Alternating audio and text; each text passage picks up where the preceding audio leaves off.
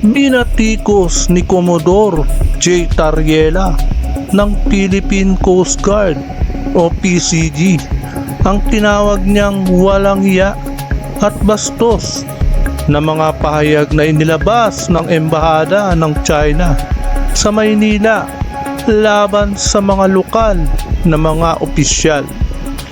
Sa isang pahayag noong Lunes ng gabi, sinabi ni Tariela, tagapagsalita ng PCG para sa mga issue sa West Philippine Sea o tinatawag na WPS, na ang mga pahayag ng Embahada ay isang hayagang kawalang galang sa mga halal na opisyal ng Pilipinas sa sariling lupain natin. Kaya dito ay nagsalita na si Senador Rodante Marcoleta dahil sa world war sa pagitan ng Coast Guard, Commodore J. Tariela, laban sa Embahada ng China. Napakahirap po. Sa mga bansa na mayroong ganitong disputes. Kagaya po ng sinasaad po ng ating Book 4, Title 2, Chapter 1 ng ating Executive Order 292, Mr. President. Ito po yung tinatawag nating Administrative Code of the Philippines. Pagka pinag-uusapan po ay foreign relations talaga,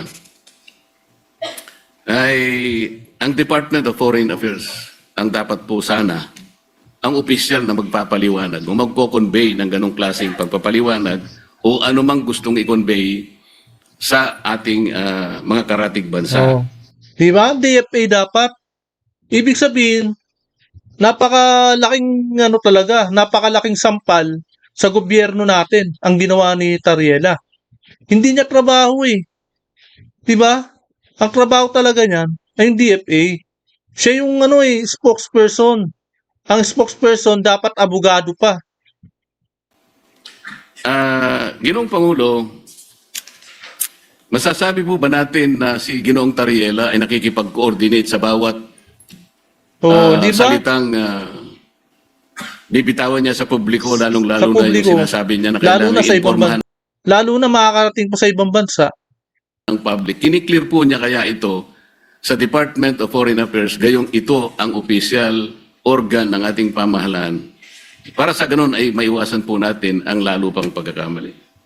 Sa tingin ko po, Mr. President, dahil meron tayong pong presumption of regularity, lalo na sa pagitan ng lehislatura at saka ng executive, opo, nananalig ako na nagko-coordinate si Commodore Tariela, nagko-coordinate ang buong National Task Force on the West Philippines. Pambira. Sigurado ka, Rizal Teberos, sa sinasabi mo? Isa ka rin sinungaling talaga. Diba? Kumbaga, ang lakas ng loob mo. Nasabihin agad yan. Dapat, inalam mo muna kung tama yung ginagawa ni Tariela. Mr. President, sa tanong ko po kanina kung ikinukonsulta ni Ginoong Tariela sa DFA ang kanyang mga ginagawa at pagpapahayag sa publiko, at ang sinagot po ay siguro naman po, maaari sapagkat yung pong presumption of regularity. Alam po ninyo, nakausap ko ang Secretary of the Department of Foreign Affairs. Hindi po siya nakikipagkonsulta. Sa totoo, Yan. Soplak. Di ba? Maliwanag na maliwanag. Nagsisinungaling si Rizal Toberos. Sinabi niya kanina. Ngayon, talagang matatawa ka talaga eh. Ito yung talagang bala ni Senador Rodante Marcoleta. Hinayaan niya lang na magsalita si Rizal Hontiveros. At nagtanong siya kay Rizal Hontiveros. Tapos salita si Rizal Hontiveros. May mga pagsisinungaling ng ginawa at may mga pagsisinungaling na pagsasalita niya. At ito yung bala ni Senador Marcoleta. Ito, tinan nyo. lang, Ayan sa tansya ko po, nung nag-uusap kami, ayaw din po ng DFA yung ginagawa diba? ni Ginoong Wala. Tariela. Nahihirapan nga po sila. Yun ang pagkakasabi sa akin. Dahil imbes na makatulong sa kanilang gawain at sa kanilang responsibilidad na panatilihin natin yung gawin ba nating kahit na medyo mahirap. Ang sabi ko nga sa Chinese Ambassador, Mr. President, alam kong mahirap ang kalagayan natin. Pero kung Pahiya si Risa Ontiveros dito. Banat ka ng banat, salita ka ng salita sa harap ng maraming tao dyan. Pero pagdating sa uli, eto na sasabihin ni Senador Marcoleta, nakausap niya pala yung DFA. Langya, ikaw si Risa Ontiveros, nakausap po ba ang DFA ni Risa Ontiveros? Samantalang ito si Senador Rodante Marcoleta, actual na nakausap ang DFA. Di ba? pap-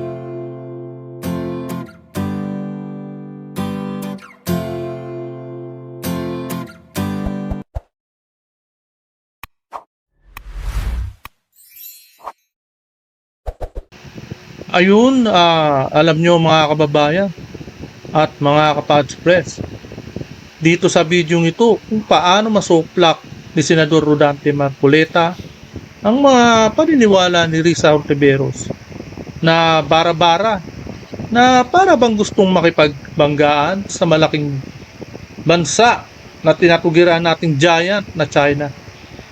Sa palagay ba ninyo, pag ginera ba tayo ng China ay makasabay ba tayo sa garian nila? Sa bagay, si Risa Ontiveros, malaki nga palang ang program ninyo dyan, Risa Ontiveros. Nakuha na bilyon-bilyon na pwede kayong sumibat ng ibang bansa kapag sumiklab ang digmaan. Ang tatapang ninyo, pero duwag kayo sa mga magnanakaw sa gobyerno.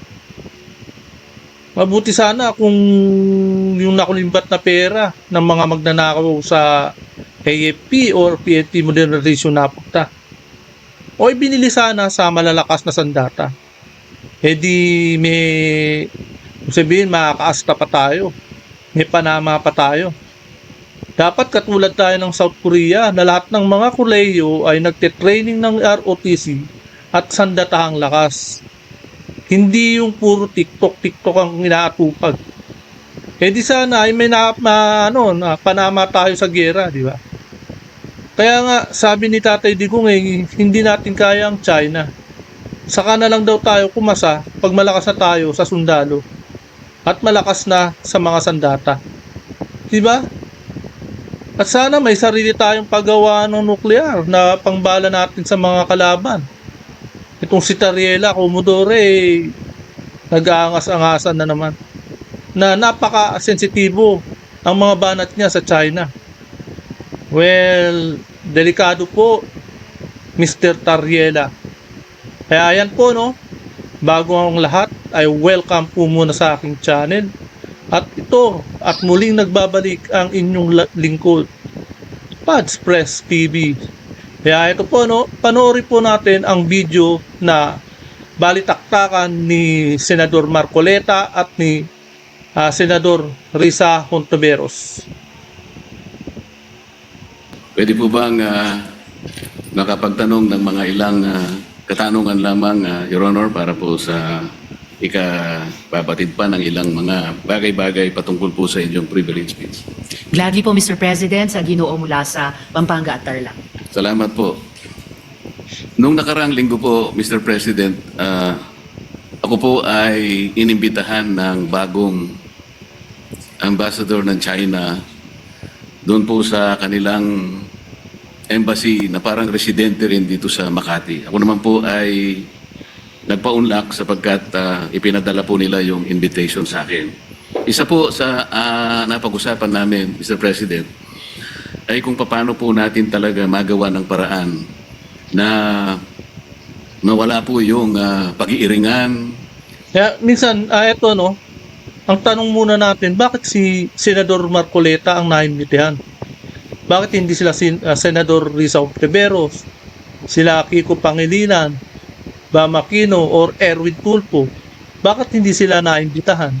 Ito lang si Senador Marcoleta lang inimbitahan ng Chinese Embassy. Pag-aawayan at sana ay ma-stabilize po natin, ma-de-escalate po yung nangyayari po sa ngayon sa pagitan ng ating dalawang bansa. Ang sabi ko po sa kanya, Mr. President, ganun din po ang pakay ng aming bansa. Sino naman kako ang papayag naman na sa araw-araw ka ako na ginawa ng Diyos sa atin ay puro na lang kaguluhan ang nakikita. Hindi magiging pabor sa atin at sa ating mamamayan.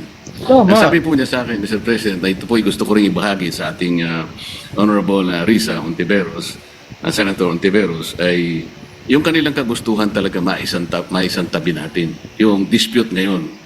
Ang sabi ko sa kanya, bakit kasi nakikita natin yung mga barko ninyo, kung minsan binubomba ninyo ng tubig yung mga ilang mangingisda namin o kaya yung nagre-resupply ng aming provision sa Ayungin Shoal. Oh, tama. Ganyan ang nangyayari sa West Philippine Sea. Kaya ito si Senador Marcoleta, tama naman na prangkahin niya yung taga-Chinese dyan. Para malaman din nila na mali yung ginagawa nila. Hindi ba natin may iwasan yun? Sabi ko gano'n sa kanya. Alam mo, sabi niya, Mr. President, nung panahon ng dating Pangulo, ginawa na natin yun. We have a relative peace nung panahon na yun. Ang problema sa ngayon ay, maski ikaw, makikita mo naman, binanggit niya po yung nangyari sa ginawa yata ng spokesperson ng Coast Guard. At ng Task Force West Philippine Sea. So yun po, na Mabuting Ginoo. sana naman ay pakaiwasan din natin yung gano'n sapagkat kung negative naman yung nakikita rin namin, hindi na naman po pwedeng hindi naman kami sumagot sapagkat ang ginawa naman nila ay they depicted our president in a very negative manner. Di ba yung mga yung mga spokesperson dapat abogado? Yan ba si Tariela na yan? Si Commodore, abogado ba yan? Di ba? Kasi yung mga banat niya parang parang banat kalye lang Bagay, parang nakikipag-away lang sa o nakikipag-asaran lang sa mga kapitbahay ang dating di ba? Tatlong cartoons yun na siyempre Pangulo namin yun, hindi naman pwedeng hindi namin sansalain o sabihin man lang sa inyong pamahalaan, wag naman ganito. Siguro, ang itatanong ko po sa inyo, Your Honor, si Ginoong Tariela po ba ang ating opisyal na tagapagsalita kung pag-uusapan ay ang relasyon ng ating bansa sa ibang mga bansa? Yan ang tanong dyan. Yan ba si Commodore Tariela abogado, di ba? Kumbaga yung mga banat niya, siya na ba yung spokesperson ng Coast Guard? Particular na yung China. Salamat Mr. President at sa mabuting Ginoo mula sa Pampanga at Tarlac. Sa pagkakaalam ko po Mr. President, si Commodore Tariela ay spokesperson ng Task Force West Philippine Sea na binuo po batay sa polisiya ng buong gobyerno natin ng whole of government approach. Ito si Senador Risa Ontiveros, talagang may pagkasinungaling dito Tingnan nyo totoo daw na si Tariela Sa ganitong kahalagang usapin ng foreign policy. At dala po niya yung updated na dokumentasyon ng ating mga, kung may positibo at unfortunately mas maraming negatibong mga engagements ng gobyerno ng China sa ating karagatan, lalo na yung paghaharas po sa mga barko at mga ibang vessels ng Philippine Navy at Philippine Coast Guard, yung pagkait po sa ating mga mangingisda ng access sa kanilang kabuhayan sa traditional na fishing grounds natin, yung pag-iinteres din po nila sa ating mga gas and oil reserves sa ilalim ng ating karagatan. At sa lahat po, so far, nang nasaksihan ko pong mga pananalita ni Commodore Tariela, batid ko po ang kanilang pagtaguyod talaga sa pambansang interes ng ating bansa. Partikular dun sa incident na tinanong ng good gentleman mula sa Pampanga. Kaya nga, kung talagang sa interes ng ating bansa, sana isinaalang-alang man lang ni Tariela yung security o yung safe ng bansa na makaiiwas sa mga away. Diba? Kung mahal mo ang bansa, iisipin mo rin yan. Yung kapakanan ng kaligtasan ng Pilipinas na maiwasan natin. Hindi ba natin napapanood yung nabalitaan yung Ukraine versus Russia? 'di ba? Yung ito nga, Taiwan, nababalitaan natin, 'di ba? Tarlac, nagsasalita si Commodore Tariela sa isang forum sa isa sa mga kolehiyo sa ating mga pamantasan at ipinakita niya kung paano kumikilos ang gobyerno ng China led by the Chinese Communist Party at kanilang kasalukuyang presidente. Kung pagpapakita lamang po ng visuals para gawing mas dramatic o graphic para sa mga estudyante, aba po, matagal na pong nanguna ang gobyerno ng China sa ating bansa at sa ating gobyerno, pati po sa iba't ibang mga opisyal ng ating gobyerno. For at least 1 decade, Mr. President, ang mga opisyal na pahayagan ng gobyerno ng China ay nagpapakita ng mga visuals din and overwhelmingly derogatory po ang kanilang mga ipinapakita.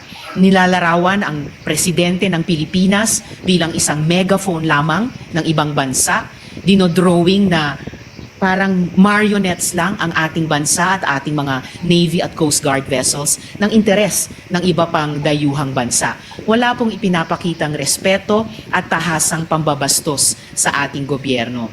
So, Unang-una, bago tayo makakuha ng respeto ng ibang bansa. Kumbaga, respeto na bansa nating Pilipinas. Pero respeto naman sana yung gobyerno sa taong bayan sa Pilipinas. Hindi puro kurap lang ang ginagawa. Tapos panaya pang bali ng batas. Bend the law, di ba? Yung ba yung respeto? Hihingi tayo ng respeto sa ibang bansa, use mismong natin sa loob ng bansa natin eh. Hindi nyo nire-respeto. Lalo ka na rin sa Ontiveros. Yung mga gobyerno dyan, lalo na sa senador, sa congressman. Hindi nga kayo marunong magrespeto eh. Tapos hihingi kayo ng respeto sa ibang bansa. Hindi natin alam. Pero sigurado ko, di ba? Nababalitaan tayo sa ibang bansa na grabe ang corruption sa atin.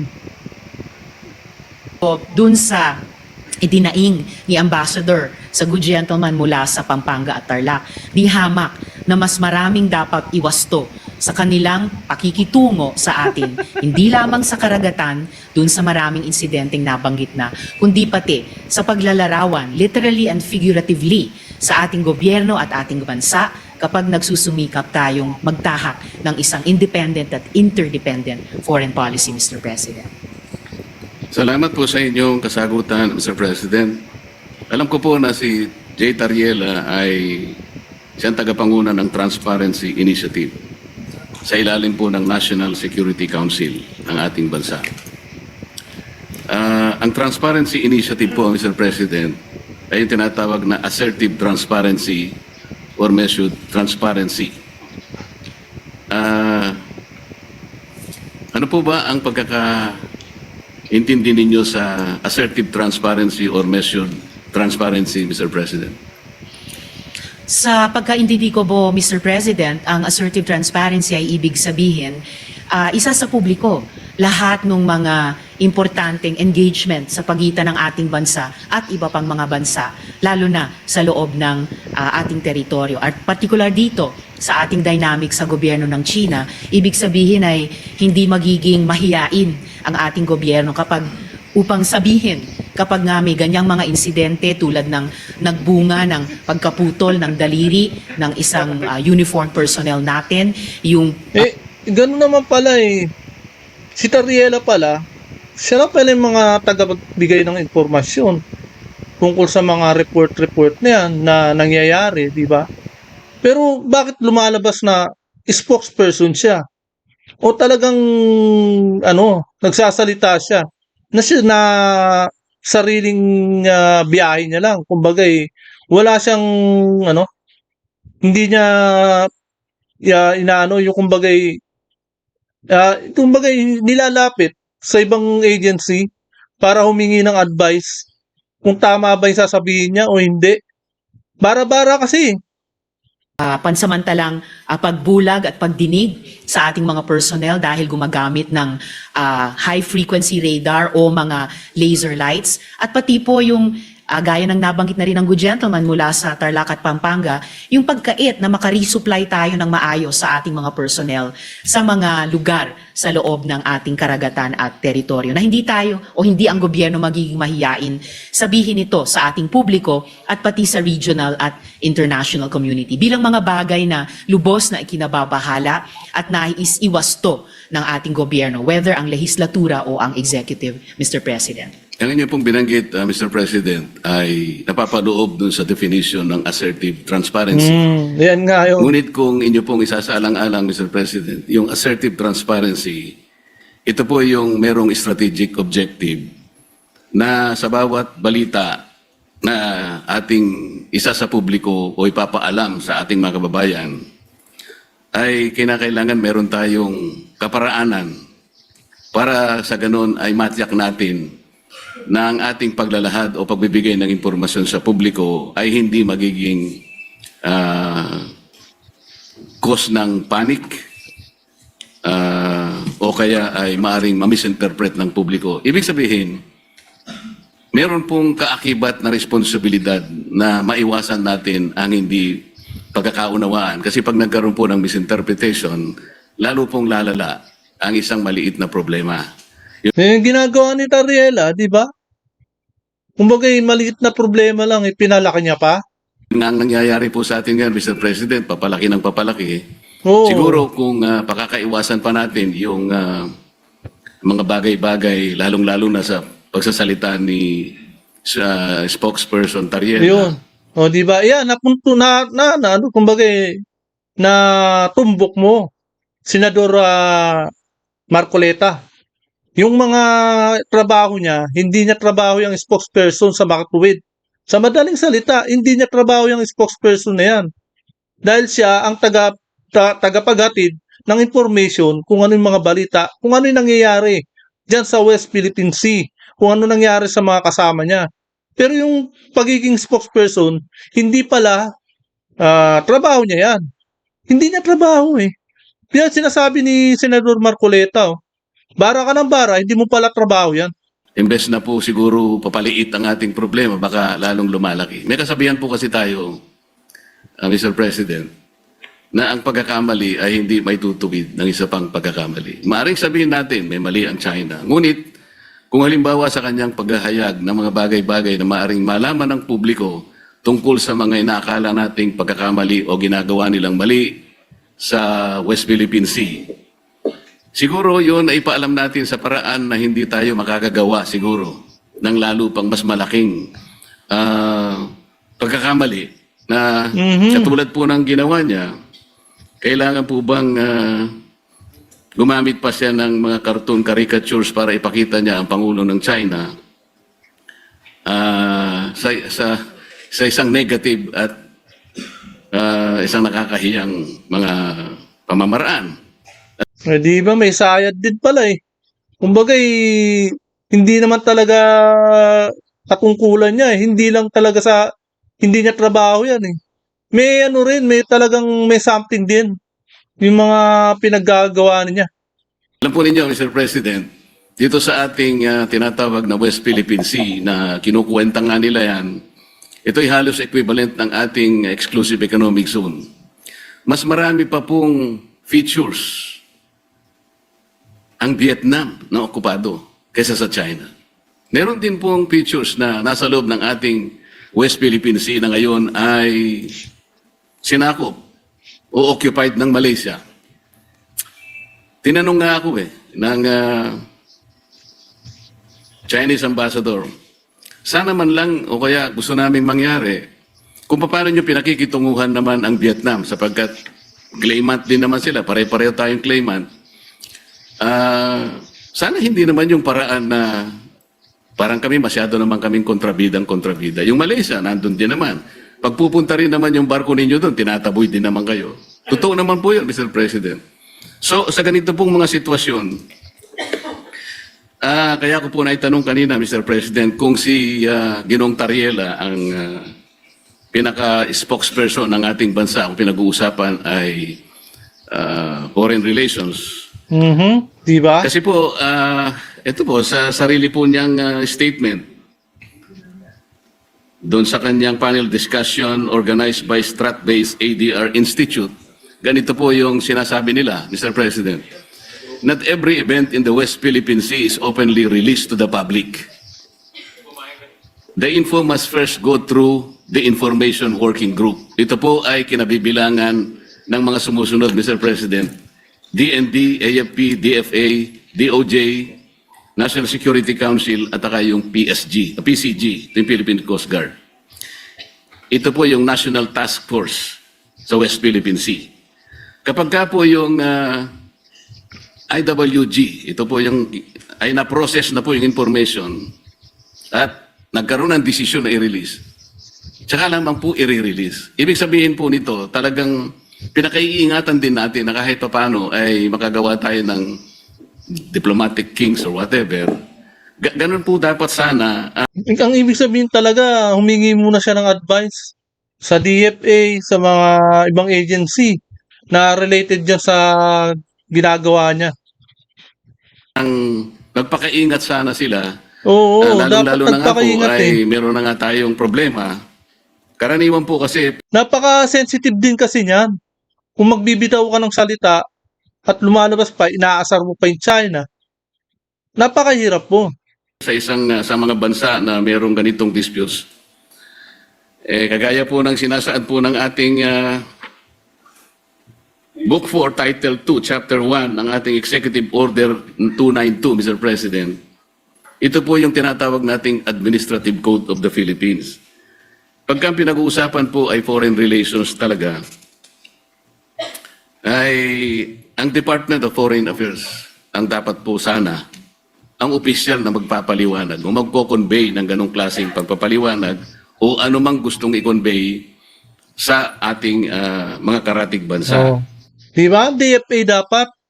Ibig sabihin, napakalaking napakalaking sampal sa gobyerno natin ang ginawa ni Tariela. Hindi niya trabaho eh. Di ba? Ang trabaho talaga niyan ay yung DFA. Siya yung spokesperson. Ang spokesperson dapat abogado pa. Ginoong Pangulo, masasabi po ba natin na si Ginoong Tariela ay nakikipag-coordinate sa bawat Di ba? salitang bibitawan niya sa publiko, lalong-lalo Sa na publiko, yung sinasabi niya na lalo na kailangan sa ibang informahan Lalo na makakarating pa sa ibang bansa. ng public. Kiniklear po niya kaya ito sa Department of Foreign Affairs, gayong ito ang official organ ng ating pamahalaan. Para sa ganun ay maiwasan po natin ang lalo pang pagkakamali. Sa tingin ko po, Mr. President, dahil meron tayong pong presumption of regularity, lalo na sa pagitan ng lehislatura at saka ng executive, opo, nananalig ako na nagko-coordinate si Commodore Tariela, nagko-coordinate ang buong National Task Force on the West Philippines. Pambira. Sigurado ka, Rizal Tiberos, sa sinasabi mo? Isa ka rin sinungaling talaga. Di ba? Kumbaga, ang lakas ng loob mo na sabihin agad yan. Dapat inalam mo muna kung tama yung ginagawa ni Tariela. Di banat rin ng banat eh. Sea, sa lahat ng mga departamento na bumubuo at gumagabay sa Mali. kanila, lalo Hindi, sinungaling ko si Rizal Tiberos. Sa totoo lang, na ang Department of Foreign Affairs. At bilang miyembro ng lehislatura, hindi po ako makikialam kung ano ba ang mga dynamics nila or kung maganda ba Mali. or hindi maganda ang kanilang working relationship on any one day or the other. Basta para sa akin po, bilang isang mambabatas, meron akong presumption of regularity dun sa pagkilos ng buong National Task Force on the West Philippine Sea, and in this particular case, lalo na kay Commodore Tariela. And palibasa kasi hindi ka abogado. Hindi mo alam ang pinagsasabi mo ngayon. if po natin o lakihan po natin yung magnifying glass na meron po tayo ngayon. Ang problema po ay hindi kay Commodore Tariela. Ang problema talaga ay sa kondukta ng Chinese government sa kasalukuyang dynamics. Kung sumasakit ang loob nila dahil ayon sa kanila masyado naman silang kontrabida. I'm sorry, in this particular case, sila talaga ang pinaka-kontrabida. Hindi po nila pwedeng sabihin na mas marami namang ino-occupy ang Vietnam, may mga kasalanan din ng Malaysia. Opo, alam natin may iba't ibang claimant country sa buong South China Sea at yung Kaya pala nagme-mention sa yung China eh. Nime-mentionan din kayo ni Erwin Tulfo. Tsaka lahat ng mga kumakalaban sa China, di ba? Na-mention sila eh. iba ay kumbaga karibal din natin sa mga claims natin bilang Pilipinas. Pero hindi naman ina-attack ng Vietnamese Navy ang Navy at Coast Guard natin. Hindi naman dinedenay ng Malaysia ang mga mangingisdang Pilipino makapangisda sa sarili po nating. Hindi nga eh, tinataboy din tayo eh, di ba? Ng mga taga Malaysia at saka Vietnam. Hindi mo ba napansin yung sinabi ni Senador Marcoleta kanina? Nililis mo lang yung yung issue eh. Karagatan. At I beg to disagree, Mr. President, with all due respect sa Ginoo mula sa Pampanga at Tarlac. Ang pinag-uusapan po natin at ang pinagmumulan nitong mga malalim na pagkabahala natin, hindi po ito maliit na problema. Napakalaking problema po nito. Isa sa malaking problema natin sa ngayon. Sa ngayon, hindi. Ang pinakamalaking problema namin, kayo. Kayong mga magnanakaw dyan sa gobyerno. Kasama ka na, Risa Ontiveros. Dahil nga binunyag ni Katunying sa'yo, di ba? May unprogram ka, bilyon ang program mo. Tapos yung project mo, wala ghost project eh. Ang nangyari, di ba? Pinakita pa sa TV, sa social media, kung anong natapos ng project mo. Wala rin, di ba? Ayan ang malaking problema ng Pilipinas ay kayo. Kayong mga tumatakip sa mastermind, yung kurakot sa GAA. Kumbaga, corruption ang pinakamalaking problema natin ngayon at sinusundan na rin ng pinakamalaking problema natin ngayon ay yung pagbagsak ng ekonomiya. Siyempre, problema rin natin ang pagkain. Tumataas yung bilihin ng pagkain. Sinungaling ka talaga. Yan yung sinasabi mo rin sa Ontiveros. At ayaw nating magpanic, ayaw nating Hindi. mag-misinterpret. Pero saan ba nagsisimula ang maaring ikatakot? Saan ba nagsisimula ang hindi lang maaring, kundi nagiging talagang pagmumulan ng hindi pagkakaintindi? Kayo ang pinagmumulan ng hindi pagkakaintindi. Kasi, kumbagay, tumitira kayo. Bumabanat na kayo sa giant na China eh. Kinakalaban nyo na. Eh hindi nyo iniisip kung anong pwedeng mangyari o maging sequence ng problema natin dyan. Lalo na si Tariela. Hindi niya man lang iniisip kung anong magiging resulta ng pagiging maangas na bibig niya. Yun po, in largest part, dahil sa kondukta ng Chinese government laban sa atin, lalo na sa karagatan, at ngayon, gaya po ng nabanggit ko kanina, pati na po sa internet, na, kumbaga, sila nga ay nagiging problematic sa atin, gusto man natin pareho na lutasin ito, pero bukod sa ginagawa nila sa atin sa ating laot, sa Navy, Coast Guard, mga mangingisda, sa ating buong sambayanan, gusto pa nila patahimikin kapag may mga pinuno ng gobyerno sa executive man o dito po sa legislature na magrereklamo. Ang tawag ko po dyan, Mr. President, sa ugali ng Chinese government, gaslighting. Sila na nga ang gumagawa ng mali, mamasamain pa nila kapag pinuna ng ating panig, ng ating gobyerno, tayo pa ang may kasalanan at sila pa ngayon ang biktima. Classic gaslighting behavior po yun. Napaka negative na psychology yan kung sa individual na tao po or kung sa interpersonal na mga relasyon. And dapat huwag gagawin yan. Huwag gagamitin yung ganyang cheap tactic nila, lalo na po sa foreign relations. Lalo na kung totoong gusto nilang lutasin natin ng maayos ang hindi maliit kundi napakalaking problema nito, Mr. President. Mr. President, sa tanong ko po kanina kung ikinukonsulta ni Ginoong Tariela sa DFA ang kanyang mga ginagawa at pagpapahayag sa publiko at ang sinagot po ay ay siguro naman po maaari sapagkat yung pong presumption of regularity. Alam po ninyo, nakausap ko ang Secretary of the Department of Foreign Affairs. Hindi po siya nakikipagkonsulta. Sa totoo O yan, soplak. Di ba? Maliwanag na maliwanag. Nagsisinungaling si Risa Ontiveros. Sinabi niya kanina. Ngayon, talagang matatawa ka talaga oh. Ito yung talagang bala ni Senador Rodante Marcoleta. Hinayaan niya lang na magsalita si Risa Ontiveros. At nagtanong siya na nagtanong kay Risa Ontiveros. Tapos ito salita si Risa Ontiveros. May mga pagsisinungaling ng ginawa at may mga pagsisinungaling na pagsasalita niya. At ito yung bala ni Senador Marcoleta. Ito, tinan nyo. lang, Ayan oh. sa tansya ko po, nung nag-uusap kami, ayaw din po ng DFA yung ginagawa diba? ni Ginoong Wala. Tarriela. Nahihirapan nga po sila. Yun ang pagkakasabi sa akin. Dahil imbes na makatulong sa kanilang gawain at sa kanilang responsibilidad na panatilihin natin yung gawin ba nating kahit na medyo mahirap. Ang sabi ko nga sa Chinese Ambassador, Mr. President, alam kong mahirap ang kalagayan natin. Pero kung Pahiya si Risa Ontiveros dito. Banat ka ng banat, salita ka ng salita sa harap ng maraming tao dyan. Pero pagdating sa uli, eto na sasabihin Senador Marcoleta, nakausap niya pala yung DFA.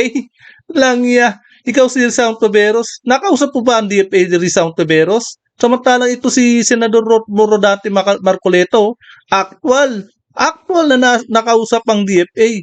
Diba? papayag ka na ikaw baka ako naniniwala na pwede tayong magsimula na ang lahat ng isipin natin, lahat ng gawin natin ay mga bagay na pwede natin pagkaintindihan. Pwede tayong magkasundo. Doon tayo mauna. Iyan ba naniniwala ka? Naniniwala po sila, Mr. President. Kapag nagsimula tayo sa mga bagay na pwede natin pagkasunduan. Halimbawa, sabi ko, yun na lamang ka akong mga isda. Alam ko, ang isda. Walang may-ari niyan. Common yan eh. Yan pwede natin pag-umpisahan sa pamagitan ng traditional fishing rights. Sapagkat yung prinsipyo niyan, sabi kong ganyan, although it is covered by international law, hindi ka ako pinag-uusapan dyan ng teritoryo. Kasi kapag ka ang pag-uusapan, napunta na sa teritoryo, problematic na eh. Pero pag-usapan muna natin ang mga isda. Sabi ko sa kanya, Sir President, nagawa ninyo sa Vietnam, nagkaroon kayo ng gulo dyan. Pero bakit nyo nagawa? Nagkaroon kayo ng agreement na partisyon nyo ang isang sukat ng karagatan doon sa Tonkin Gulf sa Vietnam. Nakagawa rin kayo ng ganyang klaseng pag-uusap at kontrata sa pagitan ng inyong bansa at ng Vietnam. Tungkol sa isda rin. At kahit maigting ang labanan ninyo sa pagitan ng Japan at ang bansa ninyo, nagawa nyo rin sa Japan. Ibig ko sabihin, mayroon tatlong pangyayari dito sa panig ng ating mundo na nagawa nating ayusin kahit isda lang ang pinag-umpisahan natin. Hindi ba natin pwedeng gawin dito sa ating bansa? Sabi niya, pwede. Kaya lang, pakaiwasan naman natin itong ganito kasi, sabi niya. Kami naman nakahanda naman kami. At alam ko, Mr. President, nabasa ko sa dyaryo kaninang umaga, 17 yata sa ating mga fishermen ang kanilang sinalba. Mga bagay na pwede naman nating pasalamatan din sila. Kasi po kung ako po, ayaw ko din ang ginagawa nila. At sinabi ko rin naman sa kanya ng harapan. Bilang Pilipino, sabi ko, masakit naman ka kung makita ko yung aming mga mangisda na talagang kinakanyon yun ng tubig. Naintindihan naman namin yun, sabi niya. Kaya ang gusto namin, makagawa tayo ng mapag-umpisahan natin. Ngayon, kung halimbawa si Commodore Tarriela, habang nag-uusap tayo, nagpapakita ng ganitong mga memes at saka yung mga caricatures na negatibo, Mr. President, hindi po nakakatulong eh. Hindi nakakatulong, baka yan pa yung maging mitya ng ng alam naman natin, di ba? Yung kinatatakutan nating na mga tao dito sa Pilipinas, na mahina talaga ang Pilipinas. Wala tayong sandata eh. Wala tayong nuclear, kumbaga tinasabi natin sandatang malalakas, di ba? Yan yung kinatatakutan natin. So ano po ba yung ating moving forward? wala na ba tayong gagawin kundi puro patutsadahan na lang? Oo, Hindi po makakabuti sa patutsadahan pagitan ng dalawang bansa natin. Kaya nagpapasikat ka lang, Rizal Taveros. Pagdating sa 2028, gusto mo kasing maging presidente. Kaya yan, panayang ano mo optics ang tawag kasi dyan Panayang salita mo dyan sa Senado Kahit na mali-mali at wala namang hindi nakapani-paniwala, salita ka pa rin na salita. At kahit na nagiging sinungaling ka na, todo pa rin ang pagsasalita mo. O yan, na-checkmate ka tuloy ni Senador Marcoleta. Halata ka na nagpapasikat ka lang sa taong bayan. Kaya lang naman po ako tumayo para imungkahi ang ilang bagay-bagay sana na makakatulong. Maaring mahirap po sa umpisa. Ang imumungkahi ko nga po sana, Mr. President, kung meron po tayong panahon sa ating mga committee hearings, imbitahan po natin ang Coast Guard, ang Department of tama Foreign yun. Affairs, at kung Tama. sino po ang may kinalaman dito sa West Philippine Sea, o kung tawagin po natin ay exclusive economic zone sa pagitan ng napaloob po sa South China Sea.